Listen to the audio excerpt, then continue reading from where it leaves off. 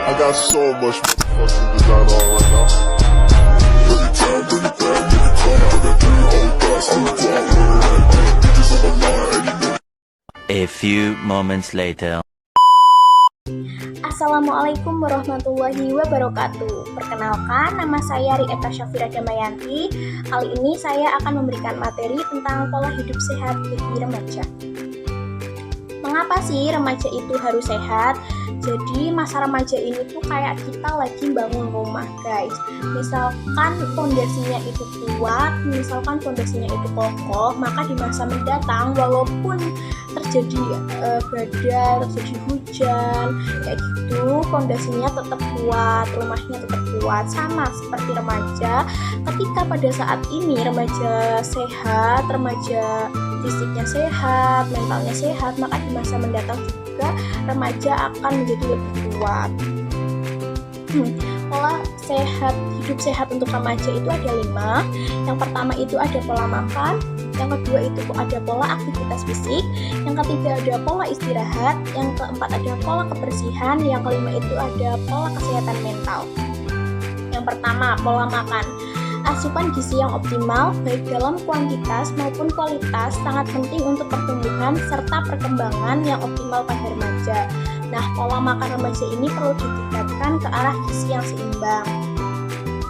Fungsi pola makan itu bisa meningkatkan kecerdasan otak dan mencegah penyakit.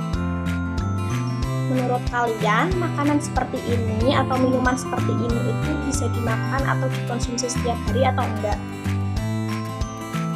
Betul, jawabannya itu nggak boleh ya guys. Ya boleh mungkin kalau 1 bulan sekali atau 1 bulan 3 kali mungkin, tapi jangan sampai setiap hari, karena makanan kayak gini atau minuman kayak gini kalau dikonsumsi setiap hari bisa menimbulkan penyakit. Nah, penyakit apa saja sih itu? Yang pertama itu ada obesitas. Kalau obesitas itu kan kayak kalian makan junk food terus menerus, banyak lemak, banyak kalori yang masuk, terus kalian nggak olahraga, itu kan bisa menyimpannya sebagai lemaknya nggak dibakar sehingga bisa meningkatkan berat badan dan bisa menyebabkan obesitas pula. Yang kedua itu ada hipertensi. Nah, kayak pizza, makanan instan itu kan mengandung garam yang tinggi, ya kan?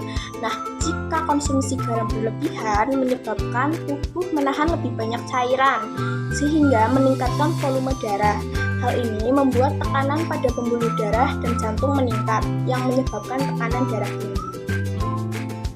Yang ketiga itu ada konsumsi gula darah yang berlebihan atau DM. Itu bisa menyebabkan lonjakan glukosa darah. Jika terjadi berulang kali, pankreas harus memproduksi lebih banyak insulin untuk mengontrol gula darah. Nah, seiring berjalannya waktu juga, kondisi ini dapat menyebabkan resistensi insulin, yaitu ketika sel-sel tubuh tidak lagi merespon insulin dengan baik, yang merupakan penyebab diabetes tipe 2. Yang keempat itu ada penyakit jantung. Nah, di dalam makanan dan minuman yang kayak gini itu biasanya kan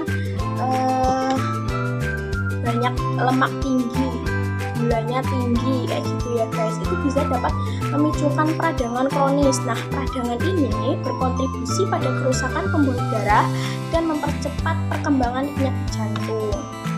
Yang kelima itu ada penyakit stroke. Nah, dalam makanan instan, makanan junk food ini biasanya kan lemaknya banyak.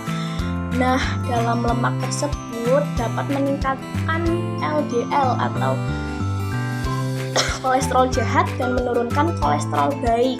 Kolesterol jahat yang menumpuk di pembuluh darah dapat menyebabkan aterosklerosis, yaitu pengerasan dan penyempitan pembuluh darah. Kondisi ini meningkatkan risiko stroke iskemik atau stroke yang diakibatkan oleh penyumbatan pembuluh darah dari darah ke otak. Yang keenam itu ada penyakit kanker. Ya, junk food itu emang banyak lemaknya, banyak minyaknya kan. Nah, dari kayak gitu memicu peradangan kronis dalam tubuh. Nah, peradangan ini dapat merusak sel-sel tubuh dan meningkatkan risiko kanker, terutama kanker usus besar, pankreas, dan payudara ya. Makanya guys, kalian itu mulai sekarang harus makan makanan yang gizi seimbang, yang sesuai pedoman diberikan oleh Kementerian Kesehatan seperti ada gambar di sini. Nah, ini itu ada gambar isi piringku dari Kemenkes ya guys. Yang pertama itu di situ harus ada makanan pokok. Nah, contoh makanan pokok ini apa sih guys? Makanan pokok itu kayak beras, gandum, terus bisa jadi jagung, kayak gitu. Terus yang kedua itu ada lauk pauk. Biasanya itu ada tempe, tahu, telur, ikan, dan lain-lain. Terus harus ada sayuran juga. Kalian itu biasanya para remaja ini tidak doyan sayur, ya kan? Jawab ya. Kalian itu harus makan sayur guys setiap hari agar tubuhnya sehat.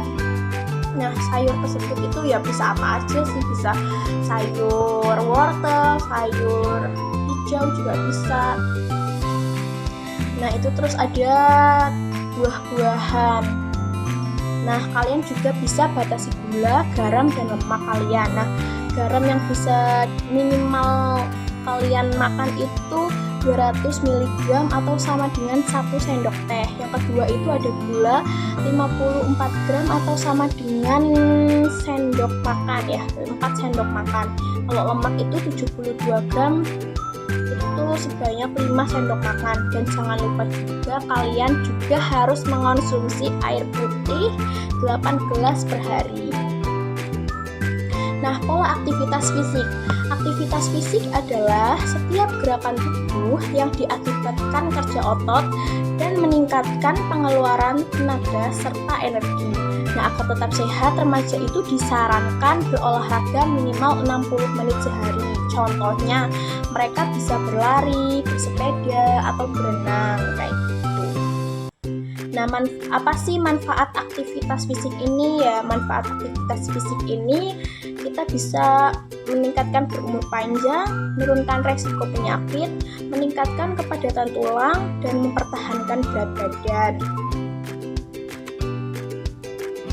Ada pola istirahat. Nah, tidur yang nyenyak selama 7-9 jam setiap hari sangat penting bagi remaja. Selama tidur, tubuh akan melepaskan hormon pertumbuhan yang berperan penting dalam proses tumbuh kembang.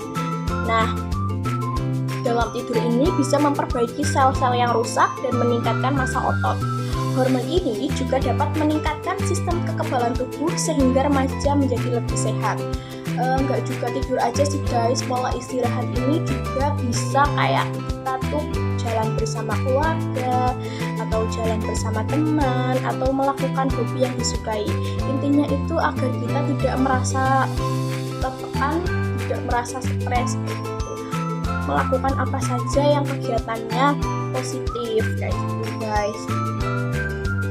Terus ada pola kebersihan. Pola hidup bersih emang dimulai dari diri sendiri ya guys, karena manusia itu pasti akan berinteraksi baik dari lingkungan manusia hingga makanan. Nah, kalau kita tidak melakukan pola hidup bersih ini, kita dapat rentan berbagai macam penyakit kayak gitu.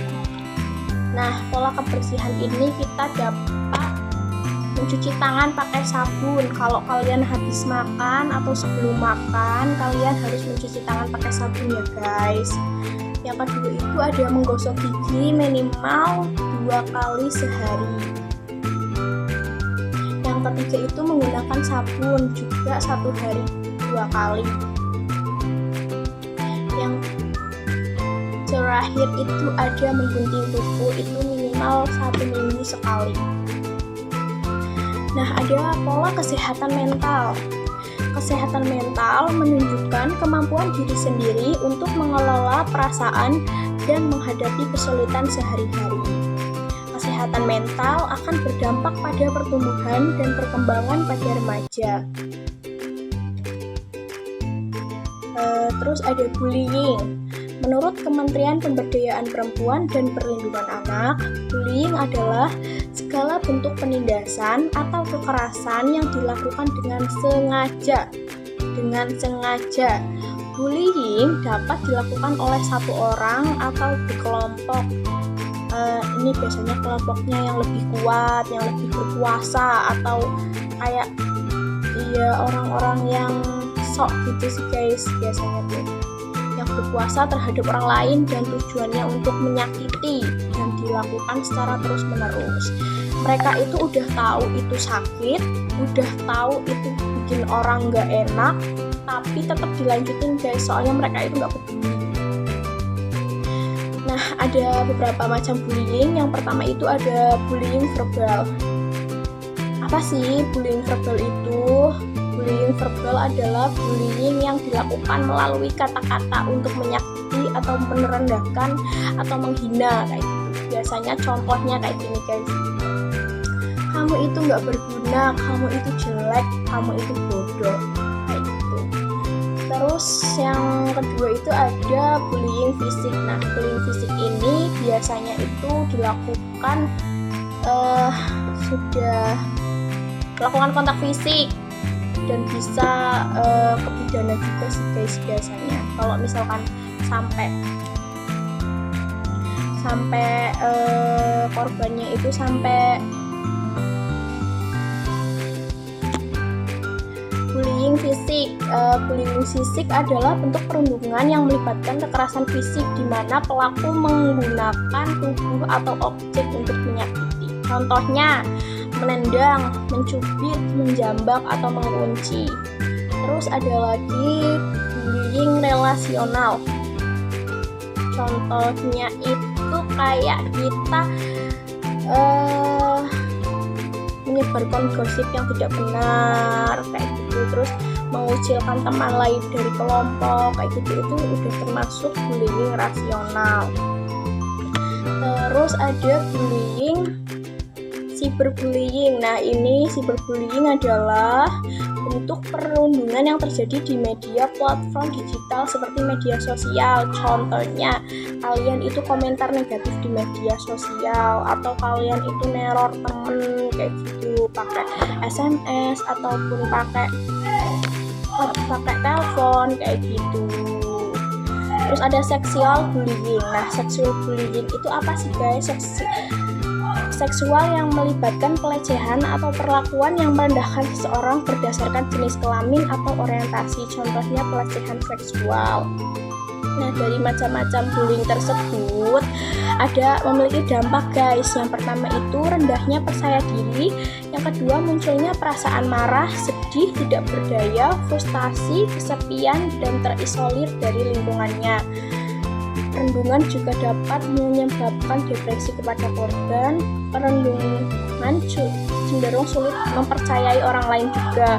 Nah, bullying ini juga dapat menurunkan tingkat kecerdasan. Remaja dan anak-anak yang mendapat bullying akan menurun secara akademik dan memilih mengasingkan diri. Cara mencegah bullying. Yang pertama itu membangun konsep diri yang baik. Yang kedua, dukung minat dan bakat anak. Yang ketiga, membangun rasa empati pada anak. Yang keempat, deteksi tindakan bullying sejak dini. Yang kelima, memberikan sosialisasi terkait bullying. Yang keenam, memberikan dukungan pada korban. Yang ketujuh, membuat peraturan yang tegas tentang bullying. Yang delapan, memberikan teladan. Kesehatan adalah investasi terbaik untuk masa depan. Ayo mulai sekarang kita wujudkan hidup sehat agar bisa mencapai mimpi-mimpi besar kita. Kamu pasti bisa. Sekian dari saya. Wassalamualaikum warahmatullahi wabarakatuh.